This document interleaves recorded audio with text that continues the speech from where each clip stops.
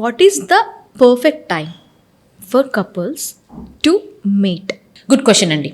So ఇంతకుముందు మేమంతా ఏం చేసేవాళ్ళము అంటే ఫర్టైల్ పీరియడ్ అని ఒకటి డిఫైన్ చేసి, ఈ ఫర్టైల్ పీరియడ్ అంటే ఏంటి అంటే అండం రిలీజ్ అయ్యే టైం. ప్రతి నెల అంటే ఒక 30 days సైకిల్ ఉంటే ఆ 30 days సైకిల్లో మిడిల్ 1 week ఈజ్ ఫర్టైల్ అని అర్థం. ఓకే, కానీ we are not machines. Yes. So 30 days అంటే 30 daysకే అందరికీ రావాలని ఏం లేదు. కొంతమందికి 45 days సైకిల్ ఉంటుంది, కొంతమందికి 28 days సైకిల్ ఉంటుంది, కొంతమందికి 2 months సైకిల్ ఉంటుంది. సో ఫర్టైల్ పీరియడ్లో కలిసి ఉండండి అని చెప్తే కపుల్స్కి సైకలాజికల్గా టెన్షన్ ఎక్కువైపోతుంది. ఓకే.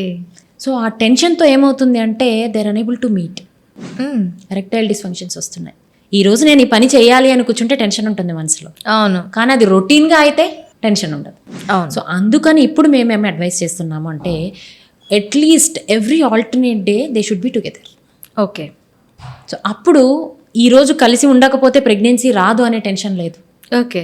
ఇది కూడా ఎందుకు ఎవ్రీ ఆల్టర్నేట్ డే అంటే ఒకసారి మానంలో వీర్యం పడిన తర్వాత వీర్యకణము ఆడవాళ్ల శరీరంలో 48 నుంచి 72 గంటలు బతికి ఉంటుంది. ఓకే. కానీ అండము రిలీజ్ అయిన తర్వాత అండం యొక్క లైఫ్ టైం ఓన్లీ 24 hours. ఓ. ఆ 24 hours వదిలేసి మీరు సంవత్సరంలో ఎన్ని రోజులు కలిసి ఉన్నా కూడా ప్రెగ్నెన్సీ రాదు. సో అందుకనే చెప్తున్నా నేను, ప్రెగ్నెన్సీ రాలేదు అని అనిపించినప్పుడు డాక్టర్ని కన్సల్ట్ అవ్వండి.